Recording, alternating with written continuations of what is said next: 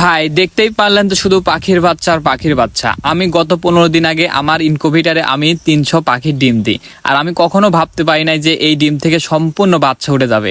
আমি এতটাই খুশি, আমি মানে বলে বোঝাতে পারবো না। আমি যখন সম্পূর্ণ মানে ডিমগুলা দিলাম, আমি কখনো ভাবতে পারি নাই যে এই ডিম থেকে আমার সম্পূর্ণ বাচ্চা উঠে যাবে। ডিমগুলা দেওয়ার পর আমি এটা আটকাই দিই, ঠিক আছে। আটকাই দেওয়ার পর ঠিক 15 দিন পর যখন এটা খুলি, ভাই রে ভাই, মানে কি বলবো, আমার পুরো ফ্লোরে একদম বাচ্চা মানে দৌড় পারতেছে, ঠিক আছে। এইটা দেখে আমি কতটা যে খুশি হয়েছি আমি বলে বোঝাতে পারবো না।